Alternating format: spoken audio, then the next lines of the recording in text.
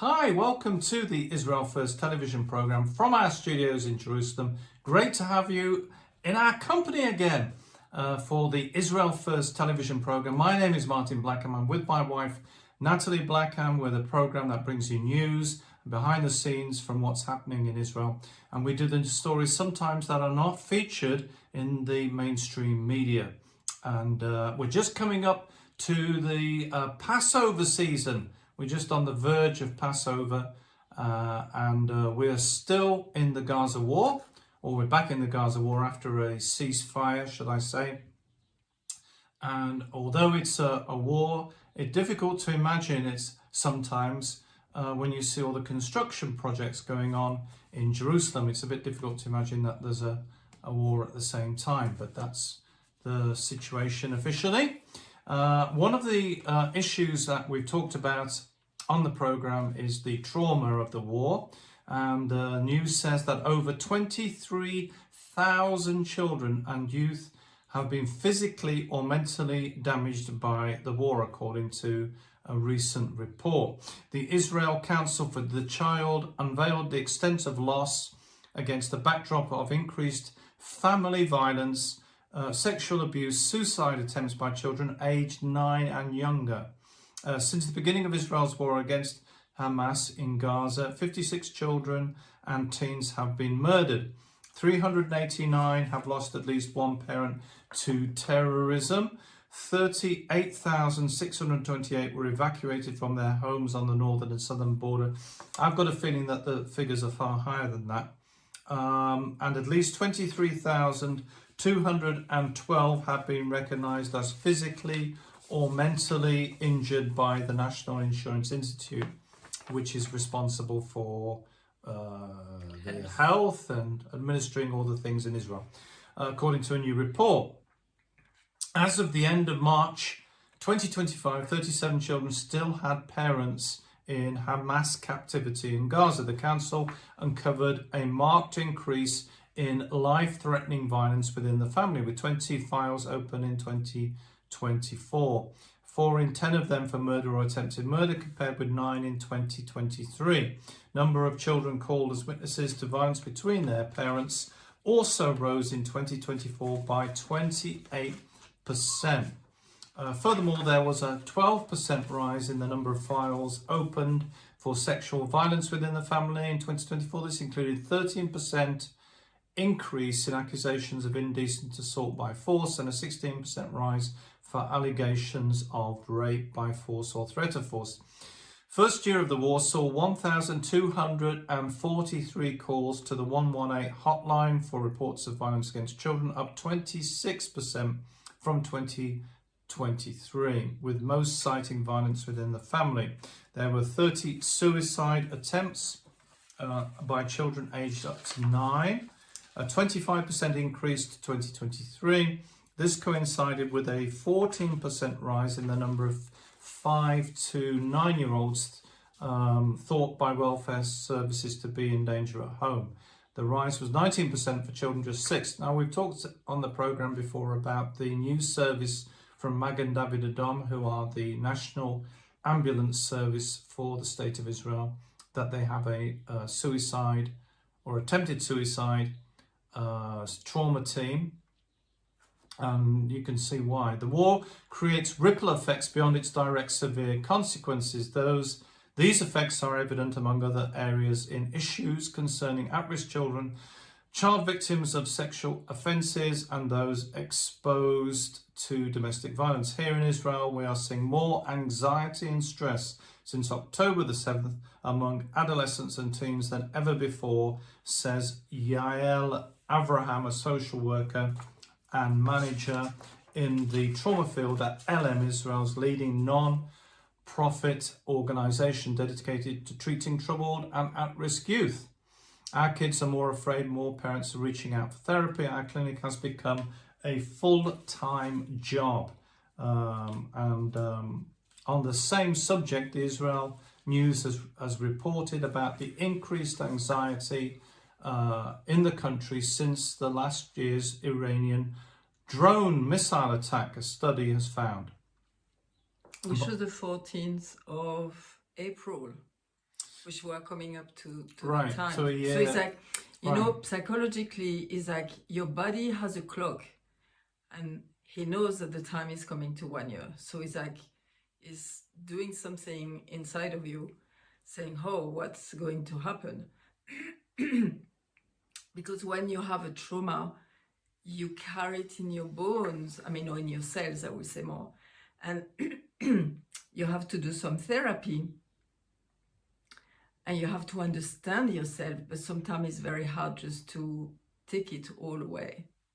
Yeah, the key findings in the report about the last year's Iranian drone attack revealed that 41% of it, participants experienced peri-traumatic distress, an intense emotional and physical reaction during or immediately after a traumatic event. You know, and the interesting thing is that we're hearing booms and noises, and this is something almost on a constant basis, I would say. Yes, and you have your hearing being ready to listen to something. Right. You are on alert. If you want it or not, you still, because you have this survival mechanism inside of you, which is very strong. And so you always want to survive. So you are more aware of your surrounding. And even if you say it or not, everybody in the country, even ourselves, if you hear noise, which is not the normal noise, you pick up straight away, you pick up the noise and you analyze it very fast. Your brain is amazing, but you are under these constant things all the time. Yeah, and the reason I mention all of that is, or Natalie's talking about all of that, is because of the stress it causes. Because you can be nonchalant about it and say another boom, another missile, but it still affects you. You're still affected by that. It has been difficult for Israelis to get used to the constant noise of missiles from Gaza and Lebanon over the last year and a half, even though they've only caused minor damage relatively.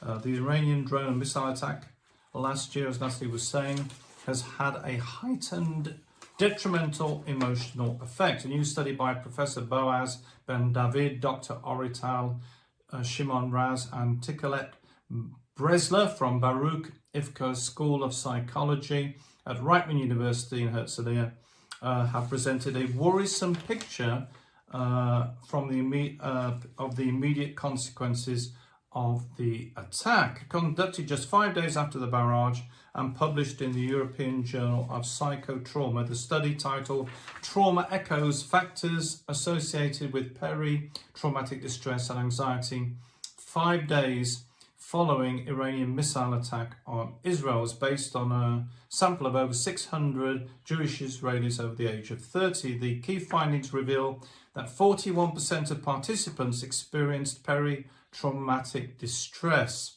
an intense emotional and physical reaction during or immediate after a traumatic event.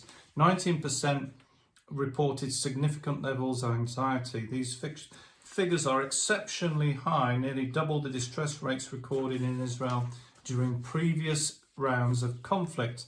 The researchers said their findings underscore the need for early identification of traumatic reactions and timely therapeutic intervention to mitigate the risk of long-term psychological harm. One of the difficulties that we have in the country, in Israel, is that not just the trauma, but then the trauma has an overspill, like I was saying at the beginning, with the stress on the family, with children under stress, with schools under stress, with teachers under stress, with businesses under stress. We just had another reserve call-up, and then it puts a lot of pressure on businesses, etc., who are losing staff. So this is something that we're going through in Israel.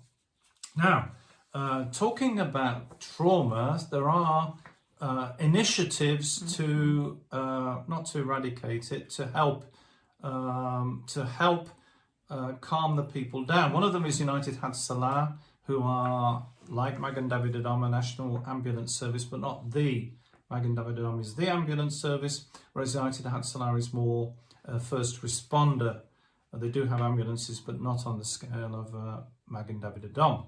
Now, United Hatzalah have launched Israel's first psychotrauma dog unit. It's a volunteer-based organisation providing medical services for free throughout Israel, and recently had a big ceremony at its national headquarters to inaugurate its psychotrauma dog unit.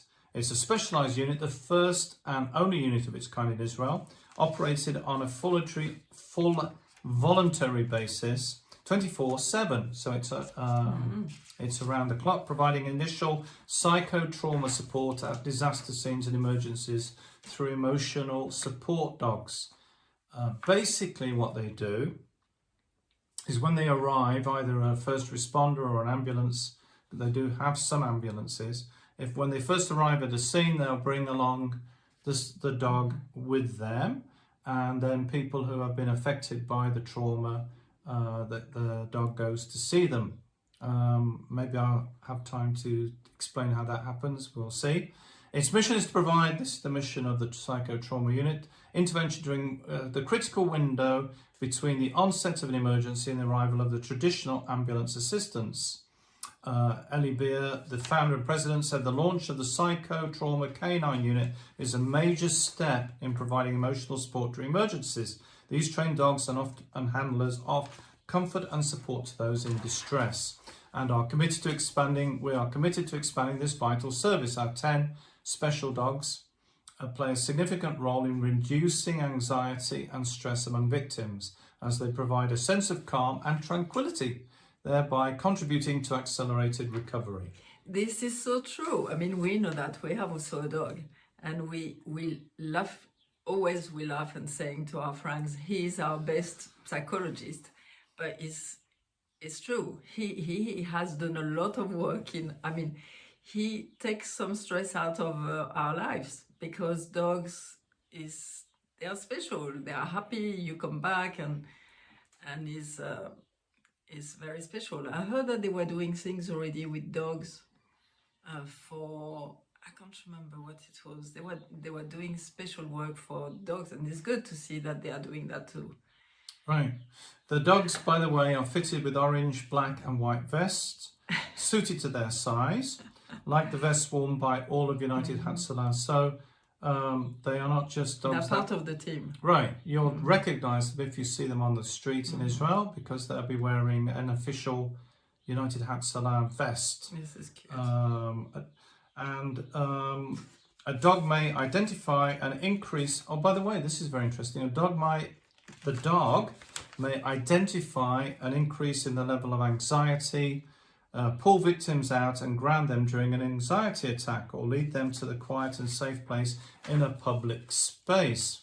It's not like the large service dogs who help the blind or the disabled, as are various breeds trained for crisis response, Eliafi told the Jerusalem Post. Our dogs know to whom to go, and they can feel stress. Volunteers are careful not to bring the dogs to anyone who is probably not used to dogs or fears them. So they're very careful with the dogs who they go to. So this is a very good initiative from United Hatzalah, who, if you visit Israel, you may see on the streets, as well as Magen David Adom, in case of emergency. Now, Nathalie, we're coming up to the season of Passover, Pesach. Yes. This is the season where in the shops, all the products with leaven, Chametz, leaven, disappear. And if you come here, you'll say, "Oh my gosh, where are all the no more bread?" Where's the bread section disappeared to? And the whole sections of our stores are taped off. Sometimes they're emptied. I think they emptied the bread, but whole sections are taped off in the shop because we're coming up to Passover, and then during Passover they are taped off for the whole time. Exactly, and we know the story during Passover, or Pesach in Hebrew. They left very quickly. We know the story, and so the bread couldn't arise, and so they were eating matzot. And so everybody in the country eats matzot, and you can't find one piece of bread in the shops. Okay, and this is a tiny part, I would say, of they have to do a lot of cleaning, so you can't find breadcrumbs in your house and everything. There is a passage that you can read in Exodus, and I wanted to tell you because it wasn't just done in one day, okay, and it was a process, and we're going to speak about the process that God was doing with them. Is in Exodus 6, the specific four steps of redemption, and when they have the Seder on the first day of Pesach. So Pesach lasts for 8 days, but we start with the Seder, which is a special meal, family meal, and everybody is around the table and with different artifacts to remember the redemption, because at that time they were a people, but like in Egypt, and they were slaves, and God slowly take the hand out of Pharaoh, out of the people of Israel. They were Hebrews at that time because they didn't have a country, but now we say the people of Israel. And so it was really step by step, okay? The first commandment, funny enough, that God has given them was the Rosh Chodesh, which is the new month, because when you are a slave, time is not in your hands. Time is in the hands of your master. But God said, now I'm going to redeem you. So the first thing that you need to have is to have a calendar of redemption, I would say. And it starts the 1st of Nisan, which is the time of the redemption time. And Pesach is on the 14th of Nisan. Okay, so this is beautiful. So during the Seder, you have 4 cups that you drink during the Seder, one after one after one. And these 4 cups represent 4 steps of redemption. So the first one is God is saying, I'm going to take you out. Okay, you are a slave from something and you are going somewhere. So I'm taking you out. And then I will save you. Because you can be taken, but still a slave. But he said, no, I'm going to save you. Then I'm going to redeem you. And the last one is, I'm going to take you as my people. So you can see the part, and like, why was he saying that? Because after he was going to give them the Torah. They didn't have the Torah at that time. And so they were going to be slaves to worship him, which is what Moses said to Pharaoh. Like, God wants us to go to worship him, and you have to let us go. And this was the goal, it was to worship him. Now, when we think this, it was a blueprint that God has done with the Jewish people. But now we can see that we are now in the stages, we are going through these 4 stages as the world, not just, it was a blueprint for the Jewish people, but now us, you can see, you can feel it all around. It's like we're in the birth pain of redemption, of the coming of the Messiah, and the coming back for the Jewish people. We speak about Jesus, who was our Messiah, and coming back. And it will be for the whole world this time. The Jewish people say it will be for the Messiah, and the Christians say it will be for the return of the Messiah. Okay? Just to be clear for everybody, the Jews and the Christian and all the world. So this time it will be the final redemption. It will be the redemption of all the world when he comes, and he will put the wicked away, which is what was happening with Egypt. There was plagues going on for showing that he was God, and the world right now is going through difficult time, because God is going to show to all the world that is him who is in charge of the world. Is not New World Order and all these people. Is him. It's not AI. He will be the king, and the goal will be that we will worship and we will be one with him, which is in Zechariah. So we are going through the steps, and you can see all the trauma that's happening here. Now, the thing is, the trigger for God to come, the trigger for the Messiah to come is to hear saying, okay, it's enough now. This is when you read, I spoke about the book, it's called The Last Slave, and you can find it on Amazon, and they are showing, they are really, is like the man did the teaching, the research, and the woman wrote the book as a story, but you can see the depth even more than in the Bible, because they put a lot of research in it, and they find out, you know, how bad it was. When you see what's happening with the kids and people who are traumatized, it was the same over there. It was the family matters, and they had to stay strong, and for a while they say, okay, we can't anymore, and they were crying out to God. And when they cry out to God, God said, okay, now I'm coming down, and I'm coming to redeem you. And so this is the season we're in, the Passover season. We're coming up to the Passover meal, a big meal. In Israel. Every family is around the table, pretty much in the whole country, for the Seder meal. Everything stopped, really. Right, and they have the meal, and they have Dayenu and different songs and different things they go through. And the point of the Passover meal is to remember, is to live. You have to relive the experience of coming out of being in Egypt, coming out of Egypt, and to teach your children, right? And the plagues, and how God delivered the Israeli people, the Hebrews, out of Mitzrayim, out of Egypt, and you go through all of that through the meal. And very often people are very late at night.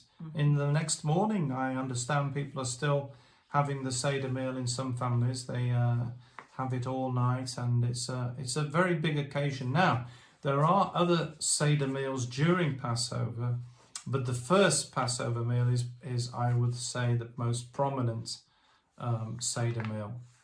And of course, the matzah is featured very highly in it, Nathalie. The matzah bread, the flat bread, which you can get.